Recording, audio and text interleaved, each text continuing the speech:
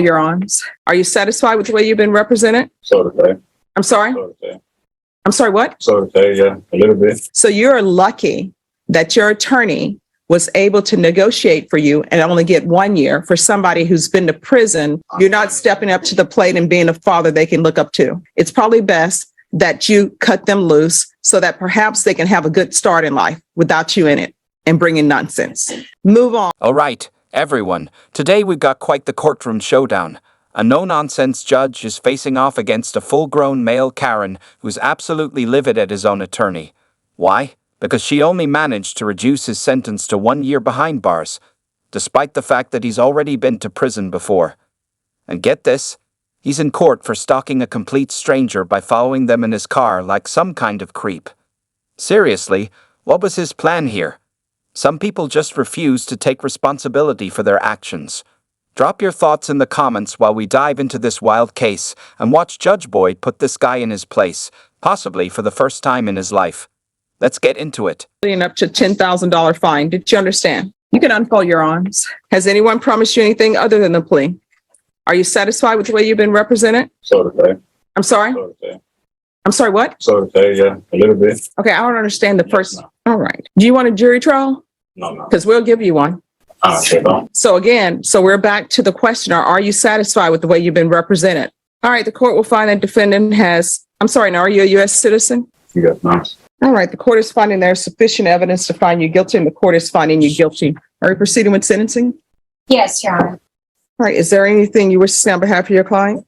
Your Honor, I would just like to make a brief record, if I may. Yes.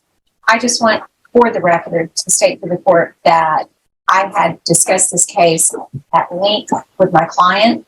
We met while he was out of custody and went over all of the police report, 911 call, videos, etc. I negotiated the plea to waive 2 previous convictions that he had when he had gone to TDC previously. And while I believe that I've done a great job, I did explain very clearly to him that if he was not satisfied with the plea bargain offers, that he certainly could go to trial. He has, as the court's seen, agreed that he wants to take advantage of that plea bargain offer, and I would ask the court to go ahead and follow that and allow him to go ahead and serve the 1 year state jail. But I want to make very clear, and it always concerns me when somebody insinuates that I didn't do my best or didn't do a good job, because you know how hard we work. I know how hard I work. And I just want to make clear that I did everything that I could for this young man standing here before you. And I am asking you to please go ahead and follow that. All right. And so with his prior trips to prison, then is that something, because I don't have that before me, is that something that would have made this enhanceable? Correct. And to with a second-degree felony. 2 to 20 years. Correct. Now, Mr. Ramirez, what I can tell you is I've read the police report. And honestly, from reading that, there's so much that could have went wrong. So the fact that you all have agreed to 1 year is to your benefit. Yes, ma'am. The way Judge Boyd lays it out just makes this guy look completely ridiculous. Like, seriously, why on earth would you start yelling at your own attorney? She's the one who just saved you from a much longer sentence. You got off with just 1 year, even though you were already on thin ice with a record. They could have easily thrown the book at you with an enhanced sentence. But nope, instead of being even slightly grateful, this guy decides to throw a full-blown tantrum, like a kid upset over getting the wrong juice box flavor. Some people are just beyond self-absorbed, and this guy, he's leading the pack. If the state would have offered 15 years and went forward on the enhancements, I would have said, yeah, 15 years, that's about right. So you're lucky that your attorney was able to negotiate for you and only get 1 year for somebody who's been to prison on an offense that could be enhanced to a second degree. Yes, ma'am, I know. I'm blessed. I'm sure the wonderful attorney. Well, then why all this hesitation and this, I don't know, attitude about, yeah, I think she's okay, or whatever you're saying? I mean, no, it goes deeper than what it is. I'm saying, I mean, I have a 4 and a 12-year-old, and I just went through emotional stuff personally, but I don't mean no disrespect towards my attorney. Well, the fact that you have a 4, 8, and 12-year-old and you're going to prison and you've obviously been in and out of prison while you had those 4, 8, and 12-year-olds on the planet, that's your fault. Yeah, I know that. These are bad choices that you are making. I really know that.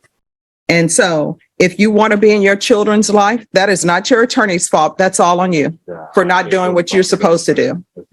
You're not stepping up to the plate and being a father they can look up to. I know that. And this whole thing, this whole police report where you're chasing somebody in a vehicle, guess what? When somebody doesn't want you anymore, they don't want you anymore. Relationship is over. Move on.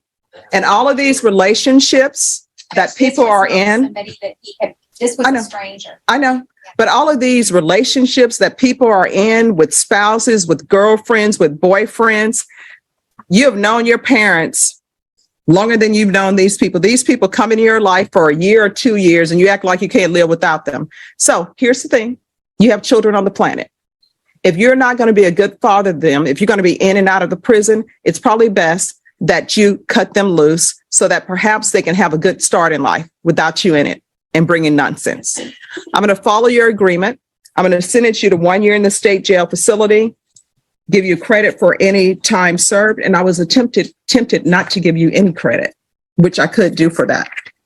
Did check, Judge, and he has calendar days, 191 days. And I'm so sorry to derail you, but No. it does, I take it personally when somebody acts like I didn't do my best. And I just. And the court is aware of your work Thank you. and the court appreciates your work. I appreciate that. And she also speaks Spanish. And Jason, I appreciate your work too. I don't want people to say I'm unfair. Work with Jason today, but I'll appreciate him later. All right. It's there. I appreciate Jason Garhan. I appreciate Kathy Compton. I feel like Romper Room. I know I'm aging myself with Romper Room where she would look through the mirror. And Michael Villarreal, I appreciate you as well. Thank you. And everyone else who's in the room. All right, Mr. Ramirez, I'm showing you what's entitled Trial Court Certification of Defendant's Rights to Appeal. Did you review that with your attorney? Did you understand it and did you sign it? Because this is a plea bargain agreement, because I followed your plea bargain agreement and because you waive your right to appeal, you do not have the court's permission to appeal. Do you understand? Because this is a felony conviction, you're not allowed to own or possess any weapons or ammunition. If you have a question over what a weapon or ammunition is, you'll need to speak to an attorney. Do you understand? All right, good luck to you, Duba. This guy is the definition of a deadbeat dad. He treats prison like a second home, going in and out like it's a revolving door. And now, suddenly, he's trying to play the victim in court saying, "But I have 3 kids, sir. Do they even know who you are? Let's be real. They probably never see him because he's always locked up." To make things even worse, he was out here vandalizing a random stranger's car over a road rage incident. Like, how unhinged do you have to be to pull something like that? But enough about him. Drop your thoughts in the comments, because we're about to move on to an even wilder case. This next guy is facing 2 aggravated robbery charges, and if that wasn't bad enough, his own abused wife is testifying in his defense. Yeah, you heard that right. This one is an absolute disaster for him, so let's dive in and see how Judge Boyd deals with this mess. I'm sorry, Mike Christopher Perez. Could I have parties announced for the record for the state? Daniel Escobar with the state of Texas. Defense? Orlando Castanon for defense. And are you Mike Perez? Yes, Your Honor. All right, you entered a plea of guilty in both of these cause numbers on December 16th. The court found there was sufficient evidence to find you guilty. The court deferred finding of guilt as you've applied for deferred adjudication. According to the plea bargain agreement, punishments be assessed at 10 years in the prison, and the state is opposing your applications in each cause numbers. Have both parties had a chance to review the PSI report, state? Yes, Your Honor. Defense? I have, Judge. Are there any witnesses from either party? I have one witness, Judge. All right, defense, call your witness. We call her. Can you raise your right hand for me, please? Do you solemnly swear or affirm the testimony you give will be the truth and nothing but the truth, so help you God? Yes. All right, you can lower your hand. State your name for the record, please. Virginia Rodriguez. All right, defense. Yes, Judge. Virginia, how are you acquainted with, how long have y'all been together? 11 years. And do y'all have any children together? Yes. Okay. How old is he? 25. How old are you? 30. Okay. And y'all have 4 children together? 3 children. Okay. What are their ages? Okay. Now, when the time of this two charges occurred, what was going on? Was he living with you at that time? Yeah. What happened? They separated the job. He lost his job. What was his work history like? He was doing good. He was a chef at Paisanos on the Riverwalk. Okay. Before he lost his job? Okay. Is he a good worker? When he's not under the influence of substances, what is he like?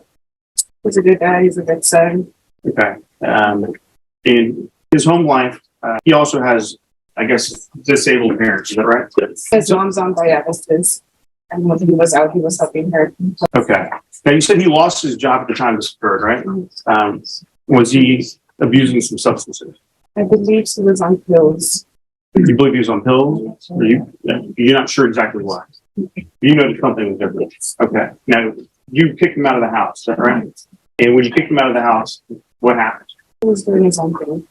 All right, I'm sorry, you're gonna need to speak up loudly so the court reporter can hear. He was doing his own thing. Okay. When you say he's doing his own thing, did he kind of spiral downhill? Yeah. Describe that to me. No, And so when you found out that this happened, how did you react? I was in shock because it's not out of his character. It's out of his character to do that. Okay. You were surprised? Yes. Did you expect him to do something like that? No. Okay.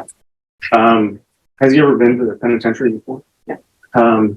If he were to be granted probation, you think he would be successful in completing that? Yes. Why is that? We had responsibilities before this, right? Yes. What's going to be different? As a newborn child, his mom has not, her health is not as good as it was before. Do you believe that this has been an eye-opener for him? Yes. Do you believe that he would benefit from some type of substance abuse treatment? Yes. He was. Is he motivated to do that? Yes. How do you The know? conversations we've had. So he's motivated for health. Okay. Now, again, if he were to be released on probation, he would not be living with you. No. He would be living with you. You can feel the tension in the room right now. It's almost unbearable. The woman testifying is clearly nervous and uncomfortable, especially with her boyfriend sitting right there. And now that we know he's been abusing her for years, yeah, this is not looking good for him at all. The way she's fidgeting, speaking so softly, driving out her words, you can tell she's scared. And it's not just a one-time thing. We're talking multiple charges, all with her as the complaining witness every single time. I know I joke a lot on this channel, but honestly, this is heartbreaking to watch. That said, I'm not getting too emotional just yet, because this guy is about to get hit with the sentencing of a lifetime. Judge Boyd is not about to go easy on him. He better brace himself, because it's about to go down. Drop your predictions in the comments. How long do you think he's about to get? Let's jump back in and watch it all unfold. The only other thing is there was an assault family second offense that was back in 2020. Where was that you? Were you the complainant? Yes. No further questions on the stand. All right, thank you. Any other witnesses from either side? No objection. All right, Mr. Perez, you can step in the center. All right, the court will hear argument. Judge, both of these cases are very serious. It's two aggravated robberies that occurred, I believe, on the same day, pretty much back to back. We put both victims in hell for their life, affected both of them greatly. According to the PSI, both of them have explained that they experience anxiety now, that it's how they are at work, and it's an experience that they've never had before. We understand that there may be substance abuse issues here, but at the same time, the defendant, through his actions, to put several members of the community in jeopardy, and we believe that PDP will be appropriate here. All right, defense. Yes, Judge. So we're asking that he be placed on deferred adjudication. He would be subject to the full range of punishment, 5 to 99. He's not been in the penitentiary before. I believe this is an eye-opener. I believe that also substance abuse treatment would be appropriate, and that would continue his incarceration, which he has been in custody since this offense. At the time that this offense was committed, he was under the influence of Xanax and had been consuming alcohol. I believe that this opportunity would be good for society, and that it would allow him to show the court and the world that he's able to be a good, productive member of society. And if not, on the first violation, Judge, you would have the ability to sentence him to the full range of punishment. All right. Mr. Pettis, is there anything you wish to say? Mm-hmm. All right. The court will deny your application in each cause number. The court will find you guilty in each cause number. In each cause number, the court will sentence you to 10 years in the prison. There's affirmative finding of deadly weapon in each cause number. The court will give you credit for any time served. Each case is to run concurrently, and the court will take in consideration 2022 CR 7825. Did you review with your attorney the document entitled Trial Court Certification of Defendant's Rights to Appeal and each of these clause numbers, and did you sign it? Because this is plea bargaining agreement, because I followed your plea bargaining agreement, and because you waived your right to appeal, you do not have the court's permission to appeal. Do you understand? All right, we can go off the record. Mr. Perez, I did listen to everything that was presented to me, and I understand the issues with your parents, but sometimes, our actions are our actions and there are consequences for it. So I hope everything works out with your father. I hope everything works out with your mother. This is not the end of your life.